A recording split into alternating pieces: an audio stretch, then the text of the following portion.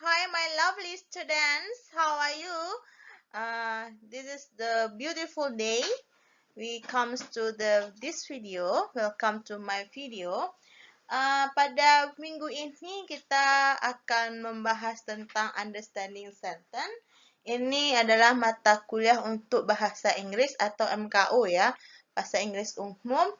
Juga bisa digunakan untuk seluruh kalangan generasi yang ada di Indonesia, tidak hanya untuk mahasiswa saja, tapi untuk anak SMP, SMA, dan juga perguruan tinggi lainnya juga bisa bermanfaat video ini. Semoga bermanfaat video ini ya.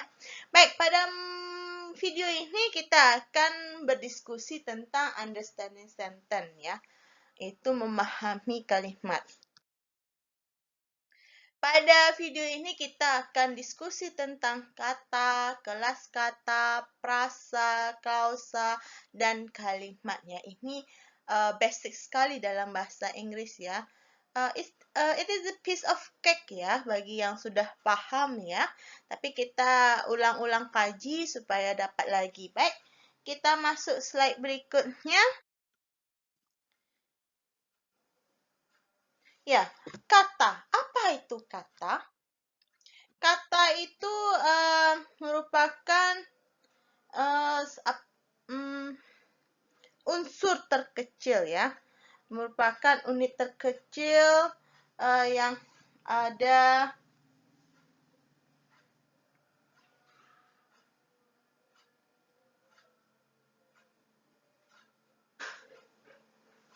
merupakan elemen terkecil dalam struktur bahasa yang dapat ditulis dan juga dapat diucapkan dan sebuah bentuk kesatuan pemikiran atau perasa yang digunakan dalam bahasa.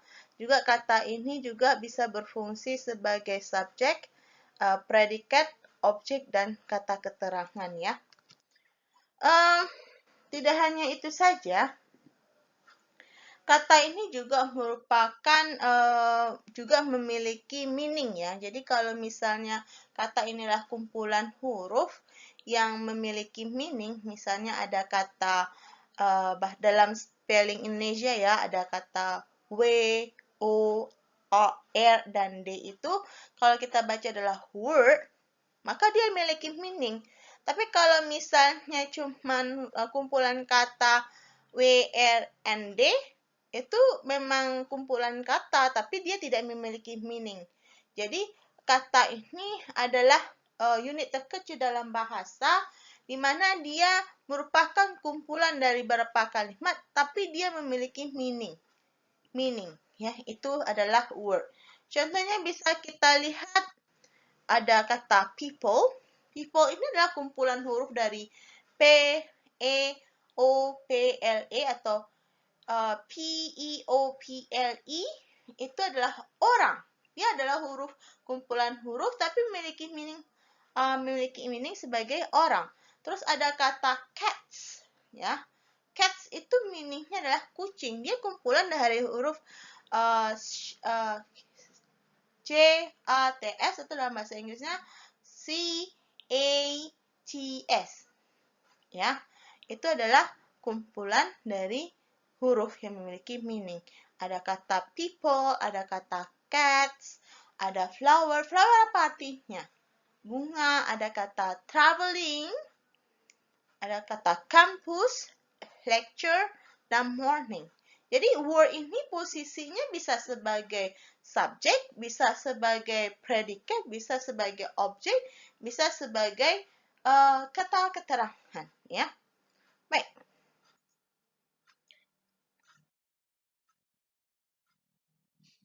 Ada kelas kata, ya. Kelas kata ini juga dibagi dalam beberapa kelas, ya. Ada kata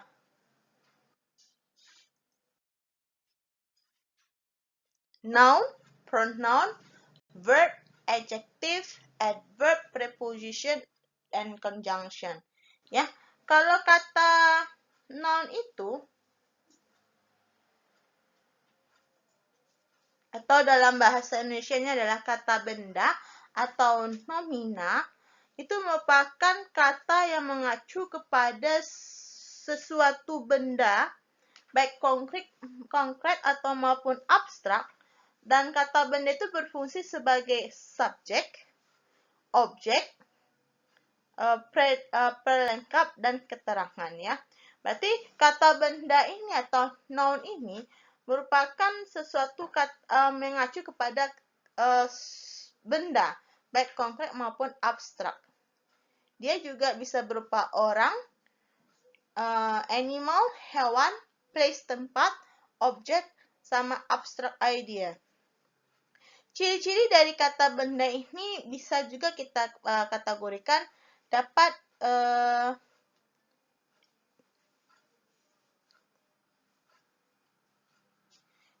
diikuti dengan gabungan kata seperti kata sifat ya. Kalau di sini kalau contoh kata person itu adalah people, animal itu contohnya adalah dog. Kalau place di sini contohnya adalah campus. Kalau objek bisa sebagai benda atau apa, house. Juga kalau abstract idea seperti happiness. Lalu ada kata pronoun. Kata pronoun ini adalah a word that can replace a noun in the sentence such as he, her, or mine ya. Atau kata pronoun ini juga dalam bahasa Indonesia dikatakan sebagai kata ganti atau pronomina ya. Kata ganti ini atau pronoun ini adalah kata yang dipakai untuk mengacu pada nomina lain. Kata pronoun ini berfungsi mengganti kata benda. Kalau misalnya tadi people, kata gantinya adalah they. Kalau Miss Melati, kata gantinya apa? She atau he?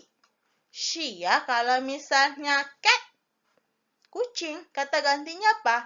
It atau he? It ya. Berarti pronoun ini adalah kata yang dipakai untuk mengacu nominal lainnya atau sebagai kata ganti benda. Lalu ada juga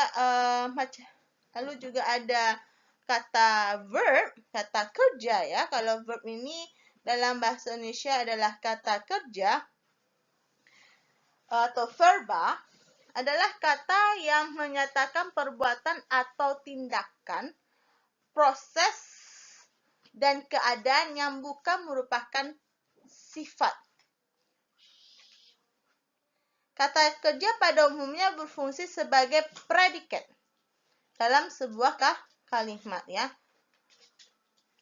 Ciri-ciri kata kerja itu bisa kita kategorikan dapat diberikan pertama mungkin ya dapat diberikan aspek waktu seperti will, is, dan lainnya ya. Terus bisa saja ciri kata kerja ini bisa dalam bentuk verb 1, verb 2, verb 3 ya. Kalau misalnya verb satunya makan apa? Eat. Kalau verb 2-nya ate. Kalau verb 3-nya eaten ya. Nah, makanya ini mahasiswa juga ada nanti kata kerja regular dan irregular ya. Lalu ada juga kata adjective. Kalau dalam bahasa Indonesia itu bisa dikatakan sebagai kata sifat ya atau adjektiva. Itu adjektif itu merupakan kata yang menerangkan sifat, keadaan watak dan gimana sih sifat orang, binatang semacamnya. Kata adjektif ini berfungsi sebagai predikat, objek dan kata penjelas dari subjek tersebut. Contohnya di sini adalah quickly, late, and well ya. Kalau quickly, kata adjektif itu contohnya adalah red, old, and sad ya. Yang tadi quickly, late, and well itu adalah adverb ya, Lalu ada kata adverb. Apa pula kata adverb itu? Kata adverb ini dalam bahasa Indonesia bisa dikatakan kata keterangan atau adverbia ya. Adverb itu merupakan kata yang memberikan keterangan pada verb, adjektif. Jadi adverb ini menjelaskan verb atau adjektif. kata keterangan yang menjelaskan verb atau adjektif pada dalam sebuah kalimat. Ya, nanti ada adverb of manner, adverb of place, dan segala macamnya. Contoh dari adverb ini adalah quickly, late, and well, ya. Lalu ada preposition. Preposition itu adalah kata untuk yang relationship between one part of a sentence and another. Itu dia untuk menghubungkan antara satu kalimat dengan kalimat yang lain. Lalu contohnya adalah behind, after, and many more, ya. Lalu ada pula conjunction. Kalau conjunction ini adalah dia menghubungkan dua klausa yang ada dalam kalimat. Kalau preposition itu menghubungkan between one part of a sentence and another, tapi kalau conjunction itu adalah menggabungkan two klausa in the sentence. Contohnya kata conjunction because, but, and whereas, ya. Lalu kita lanjut ke materi frasa atau phrase. Ya, kalau dalam bahasa Indonesia frasa, ya. Kalau bahasa Inggrisnya phrase, ya. Apa pula itu phrase, ya? Phrase is a group of words that express a concept and is used as a unit within a sentence, ya. Jadi, phrase itu adalah kumpulan kata yang tidak memiliki subjek dan predikat. Dia kumpulan kata, kumpulan dua kata atau lebih gitu. Tapi dia tidak berfungsi sebagai subjek dan predikat. Kalau ciri khas dari phrase ini ada head word dan modifier, ya. Jadi sebagaimana kita ketahui, ciri khas dari phrase ini adalah dia kumpulan kata, tapi katanya itu tidak berfungsi sebagai subjek dan predikat. Dan dia tidak bisa berdiri sendiri dalam sebuah kalimat. Phrase ini berfungsi sebagai part of speech, ya. Dia juga menempati sebagai noun, verb, adjective, dan adverb. Kita lihat contohnya. Beautiful lady. Beautiful lady ini terdiri dua kata. Pertama kata beautiful dan yang kedua adalah kata lady. Ingat, phrase itu terdiri dari head word dan modifier, ya. Kalau di sini beautiful itu merupakan modifier karena dia menjelaskan tentang lady. Berarti lady pusatnya head word-nya di sini adalah lady karena lady berfungsi sebagai head. Beautiful itu menjelaskan tentang si lady. Berarti dia itu adalah berfungsi sebagai modifier. Oke, itu ingat. Jadi kalau phrase ini dia kumpulan dua kata tapi tidak berfungsi sebagai subjek dan predikat. Dan ciri keduanya adalah dia ada head dan modifier. Baik, sudah paham tentang phrase? Kita lanjut tentang clause atau klausa, ya. Clause are the group of the word that have a subject and a predicate. Oke. Klausa adalah kumpulan kata yang memiliki minimal satu subjek dan satu predikat. Tapi kalau dia hanya memiliki satu subjek tapi tidak memiliki predikat, itu bukan klausa. Coba perhatikan apakah itu phrase, ya. Berarti ingat, klausa adalah kumpulan kata yang memiliki subjek dan predikat, minimal satu. Klausa yang memiliki makna yang utuh dapat berdiri sendiri sebagai kalimat. Kalau klausa ini memiliki subjek dan predikat, dia bisa menjadi sebuah kalimat. Klausa yang dapat berfungsi sebagai kalimat karena dia memiliki subjek dan predikat, dia bisa menjadi independent clause. Berarti klausa ini terbagi atas dua, independent clause dan dependent clause. Ada juga bilang main clause sama subordinate clause.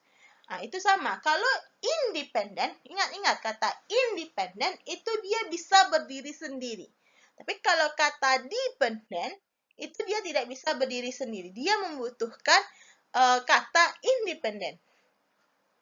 Apa itu kata independen? Independen adalah kata yang mampu berdiri sendiri karena dia memiliki subjek dan predikat.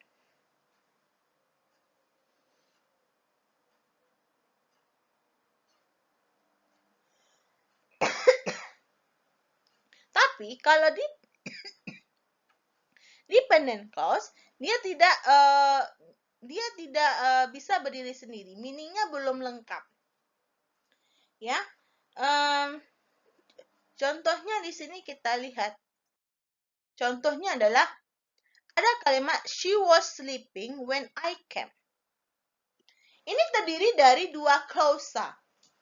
Yang pertama adalah she was sleeping, and yang kedua adalah when I come. She was sleeping itu bisa kita bilang main clause atau independent. Kenapa? Karena ada kata she sebagai subjek, was sleeping sebagai verb. Lalu ada kata when I come. Kalau when I come, kalau diartikan ketika saya datang, itu dia meaningnya nggak lengkap. Berarti bisa dikatakan, kalau dalam bahasa Indonesia adalah anak kalimat. Kalau bahasa Inggris bisa subclause atau dependent clause. Berarti when I come ini dia membutuhkan kalimat lengkap, sehingga dia memiliki meaning yang lengkap. Tapi kalau misalnya when I come, ketika saya datang, kenapa ketika saya datang? Tapi kalau dia ada independent clause, she was sleeping when I come, ketika dia tidur, saya datang. Itu baru lengkap. Berarti ingat, klausa ada dua. Ada independent clause, ada dependent clause. Independent clause sama dengan main clause atau induk kalimat. Kalau dependent clause atau subclause atau anak kalimat. Kalau dependent clause dia tidak dapat berdiri sendiri. Kalau independent dapat berdiri sendiri. Oke, sudah paham? Kita lanjut ke sentence. Apa pula itu sentence? Ya, kalau sentence itu dalam bahasa Indonesianya adalah kalimat ya. Sentence memiliki makna utuh dan memiliki subjek dan predikat. Ingat, kalau klausa independen itu dia memiliki subjek dan predikat, dia bisa menjadi sentence. Berarti ciri sentence itu adalah dia wajib memiliki minimal satu subjek dan satu predikat. Di sini ada pembagian dari berapa tipe dari sentence. Ada simple sentence, compound sentence, complex sentence, dan compound complex sentence. Itu nanti kita bahas pada next video. Kita cek pada contohnya. I go to campus. I di sini adalah subjek. Ya, go itu adalah verb atau predikat. Berarti karena dia sudah ada subjek dan predikat, kita bisa katakan I go to campus adalah kalimat. Ada paham? Semoga paham ya. Oke. Kita lihat juga di sini. Coba mahasiswa lihat kalimat ini ya. It was a Sunday morning at the most beautiful time in spring. It was a sunny morning at the most beautiful time in spring. Oke, coba lihat apakah di sini ada kata subjek, apakah di sini ada kata predikat atau verb, apakah ini bisa kita kategorikan phrase, clause, atau sentence. Coba. Ya, ini nanti bisa jadi PR untuk mahasiswa semuanya. Lalu mahasiswa semuanya coba mengkategorikan tiap-tiap kata ini apa jadinya. Itu akan menjadi PR mahasiswa semuanya ya. Coba kategorikan kata ini apa kategorinya. Ingat dalam kelas kata. Dalam kelas kata ya. Kita tadi belajar kelas kata ada noun, adjective, adverb, verb, apalagi preposition, conjunction, pronoun ya. Silahkan. Oke, sekian dulu untuk video hari ini. Semoga bermanfaat. Jika tidak suka, tidak usah di-dislike ya. Dan silahkan komen bagi yang membutuhkan ya. Baik, sekian dulu video ini. Kita ketemu lagi pada video berikutnya. Bye-bye.